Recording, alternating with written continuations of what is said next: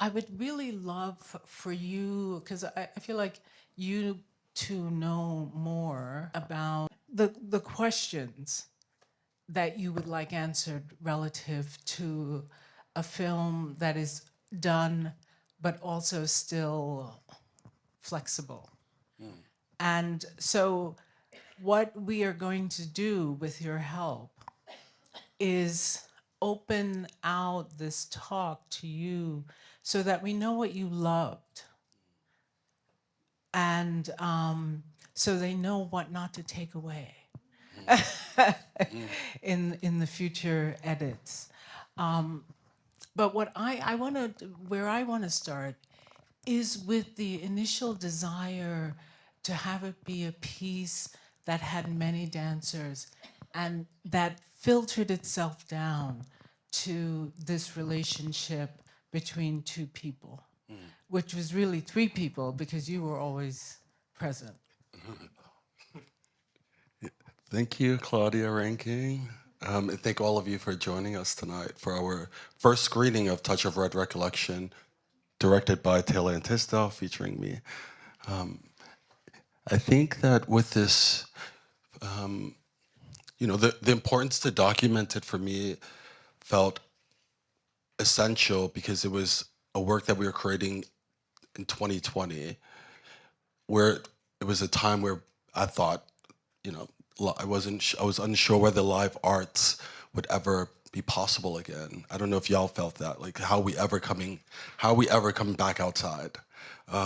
So I thought maybe that the film, sharing the sort of elusive nature of a creation process, could actually function and serve as an artwork in itself. And I had seen Taylor's work before, and I thought, come on into the studio and be with us, and let's see what comes of it.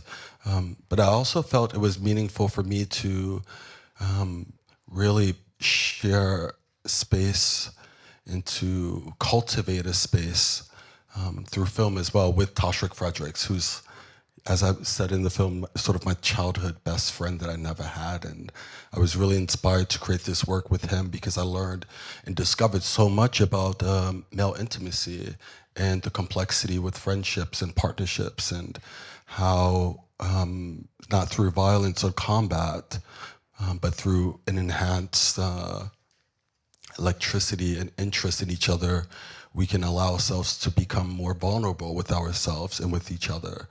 And that's asking a lot.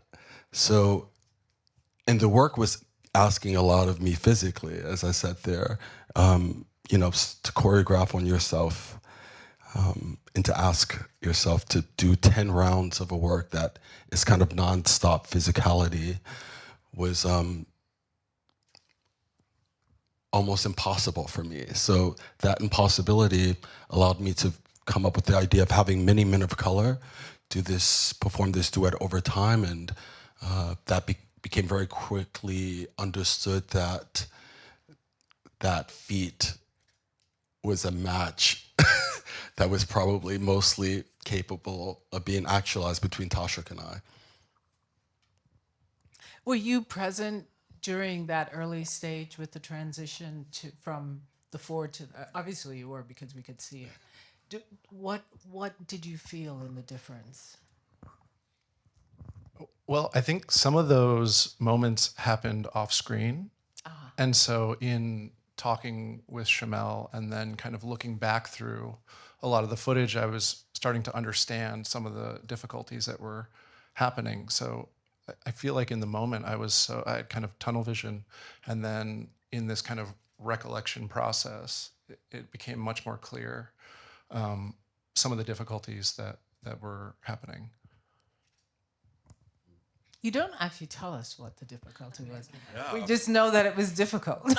But maybe that's private. A different cut. A different kind of film. The other question I had was about the boxing. I know it ended up finally maintaining the boxing metaphor in its now present version. Was there ever another kind of metaphor that played behind there somewhere? Because I know you referenced Claire Denis' Beau Travail, and this idea of men in combat, jealous of each other and working out together and training together, and then finally breaking apart. Yeah, Claudia Rankine actually showed me this movie of Claire Denis, Beau Travail, and when we were working together, and I was really inspired by the solo dance scene at the end. I don't know if you've seen this movie, so I won't spoil it. But yeah, you know, the dance solo happens to "This Is the Rhythm of the Night," and I spend a lot of time dancing at night, and also in different places around the world, and mostly with Tashrik. But I would say when I would come home, when I would return home to Brooklyn, somehow there was always boxing on TV, and had so much disdain from it. You know, it was like Whose TV? Your TV? my family's TV, Okay. ain't my TV. I didn't have TV, but yeah, but it was just always on, and it was always on, and people were always watching, and I would always walk away, and I would turn off the TV, because I had such disdain, and I guess I didn't understand, but I did understand why it was so meaningful and such entertainment value for people to watch two men of color, especially get into a ring with each other and beat the crap out of each other. I thought like the violence and weaponization of bodies was really gross to me. But you know, whenever I have a sense of opposition towards something, at some point I try to like not allow that opposition to create a wall between us, but hopefully to become a bridge. So my curiosity when I would turn the TV on, what I saw was a beautiful dance between two people, and you know, like incredible boxers like Muhammad Ali says, "Float like a butterfly, sting like a bee," and he has this incredible footwork technique in boxing that. So he's dancing, and I started to sort of research his dancing, and I found an immediate correlation between boxing, the quick footwork, and Lindy Hop, which is this African American dance of couple that's based in swing dancing. And then with this partnership where the two men or two people always sort of hold hands and move very quickly, I also felt an immediate connection between how I dance at night with Tashrik. So I started to make these threads that then became like this larger question of Touch of Red, which is what happens if two men of color get into a ring with each other and there's a match, but the match is not met out of aggression or violence or maybe a different sense of nuance of combat, but there's a sense of seeing each other as individuals and becoming stimulated and ignited and inspired by each other's next to each other. And how could this connection offer a space of electricity and enhancement that then leads into a sort of softening into the power of vulnerability? You use a phrase in the film that I can remember the end of it, but not the beginning. It was something like,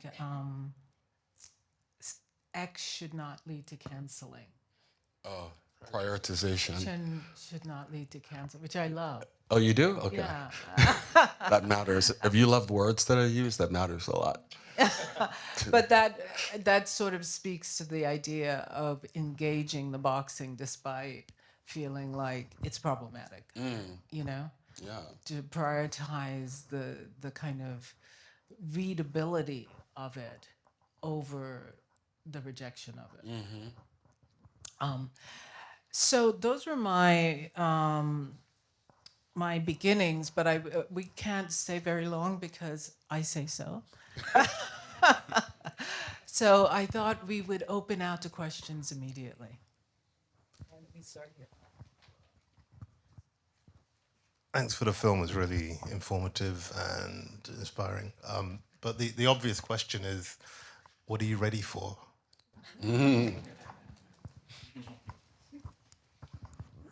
That is the question. I think I'm ready to be. I'm ready to cut. I think there's a lot of preparation that it takes to create a work, and there's a lot of a multiplicity of self that comes up for me when I create a work. And I think I feel a bit more ready to embrace my multiplicity without canceling any parts of myself or allowing others to cancel. I think that, this sense of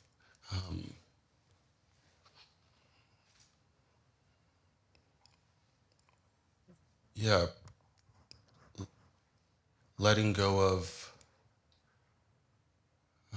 old ideas and practices that could be harmful to oneself or others, for better new ideas that brings more sense of totality of being, also in relationship to others, feels like what I'm ready for.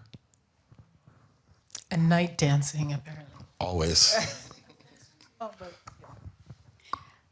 Thank you so much for this experience and to witness your amazing work. It was a pleasure to watch. And my question is, how has the experience been, or has there been a try for finding also other dancers than the two that we saw? No, I think I'm good with Tasha. How so? Yeah. I mean, I think a lot of questions that came up at the beginning of creating this work were questions that were also responding to the times, which was a time of quarantine, and me trying to be creative towards coming forward into my purpose, which is live art mostly. So this idea of bringing many casts of men of color to perform the work is still of interest to me. But what I love about premiering a work and performing inside of it is that it's alive, and it feels like the performances are endless discovery, that each performance becomes its own thing, that heightens, like practice makes progress. So the more I get into the work, the more actualizing I become, the work becomes, and I become inside of it. So it felt like that is a lot already. And that Tashrik and I, we've been doing this work now for several years. We sort of grow and mature into it. And and the experience of bringing two of my close friends, to learn this work, who are also two close friends and that are no longer close friends, was still something I'm dealing with. And I'm really grateful that this work allowed space for Tashrik and I actually to grow even further in our friendship. So if that was the difficulty that was resolved in a kind of knowing that you could do it and the two of you could travel, what was the difficulty in the filming of it? In that, like, In the filming of the, because you were tasked with the idea of filming intimacy, filming the growing intimacy, and maintaining that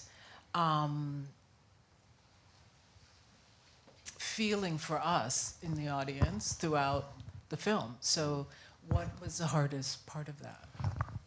I mean, I think initially we were getting to know each other on camera. So that was a totally new experience for me. And so we had many sessions of just talking and recording those without a camera and just trying to kind of get a rapport going. And then also, I think, wanting them to feel comfortable when I'm in the space and not interjecting or getting in the way, but at the same time fighting for moments that I wanted or that I thought were beautiful. And sometimes the coverage of that is like inherently pretty invasive.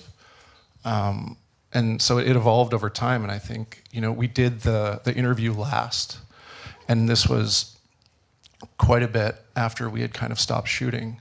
And I think the outcome of that was super informative for me because we had both had time to kind of think about the whole process, and mine from more of a visual perspective. And I think Shamel's expressed verbally, marrying those two together was super interesting to me.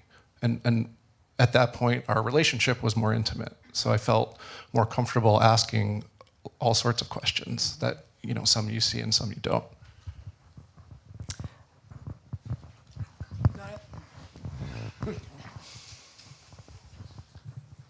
Hi, beautiful film. Thank you for showing us that movie today. I wanted to ask you, Shamel, one of the things that really touched me in the movie was the acknowledgement when you felt, I'm a bit older for this. This is actually a bit of a physical toll on me. And as a former dancer myself, who no longer dances, used to be a professional break dancer, I know what it's like to be like, I can't do this like I used to do anymore. But because I've stopped, I actually don't know the limits of where I can go and where I can't go today.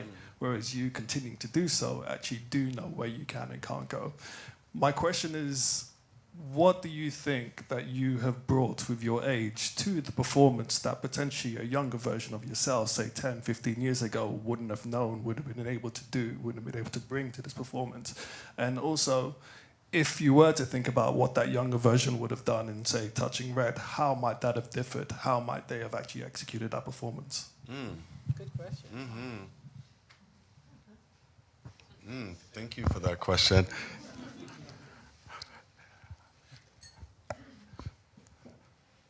think a total sense of being present is what I feel that I'm capable of now. You know, like say less, do less, and have that ripple far. I think because this work is so much endurance as well, I try to practice being present and aware without exerting so much energy, but being full out there. I think sometimes when I'm performing, Tashrik, you know, he's 30, I'm 40.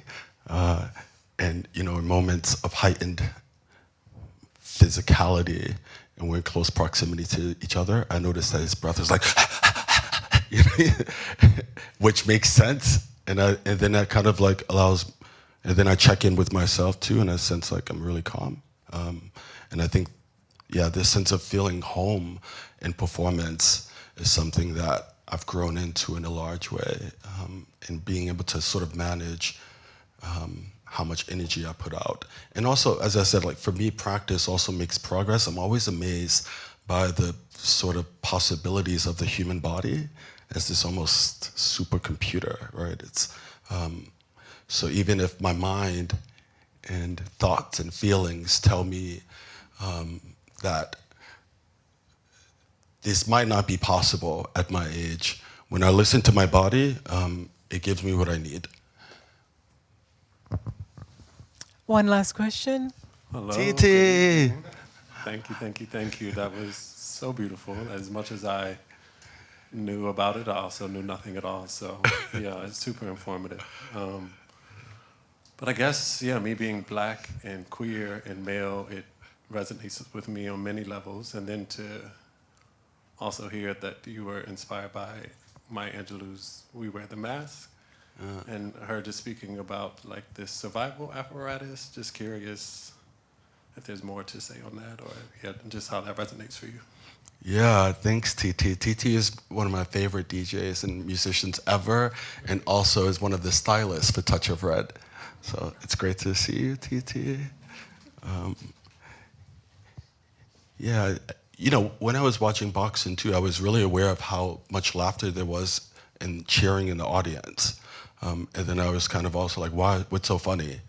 And then I noticed in my family too, you know, how much laughter there is at home and how much laughter there is out of home as well. And I'm always kind of like, maybe I'm too serious, but I'm like, what's so funny? Why is everyone laughing? And I think I remember practicing with Tashrik after he had this dream of us laughing uncontrollably together, us kind of laughing so much with each other to the point where it became like we were crying. Yeah, I think that, finding the Maya Angelou, We Were a Mask, which was based off of, was it Paul Laurence Dunbar, right? The poet, yeah. I learned a lot about, actions that come from our body that are there to protect our bodies. And laughter is also a way of, connecting to others, right?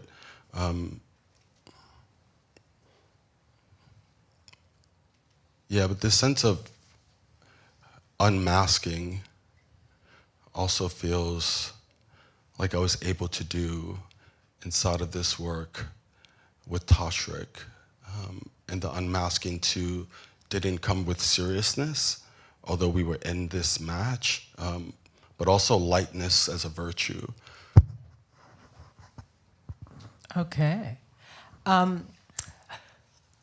We're gonna head out to dinner soon. But the last thing I just was thinking while you were speaking, this idea of touch, and I remember when you performed it, Touch of Red, at the Armory. And we did it in front of the children, remember those boys? And there were these teenage boys who came to see a kind of pre-performance, and they couldn't watch it. They looked at the floor, they looked at the ceiling, but they couldn't look at these two men dancing. And we talked a lot about that because it was striking to everyone.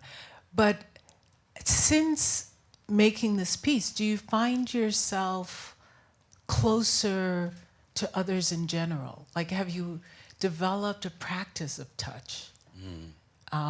Or is it just you and... Yes, touch with consent. but also, I think that, it's a sense, and in some regard a question if it's maybe the most essential sense. When I look at adults, without getting too political, I'm always questioning, like, who has hugged this person? Like, has this person ever been hugged or touched or offer that to others? I think there's something so primordial and human, right? And, and it goes through the skin, like how we can, also touch, receiving touch from like the sun, receiving warmth from the sun. So it's not just people or, but I think I'm much more aware of the innate qualities of this huge sense of touch, not just with people, but also with environment and nature and animals. And Well, you have touched us. That was a setup. And thank you so much. Next Friday, Kevin Kwashi will be here talking about Black aliveness or poetics of being. I hope you can join us then. I hope you have a fantastic and restful remainder of the weekend and stay safe. And when this comes out, that will be the next time you see it. Thank you. thank you. Really nice.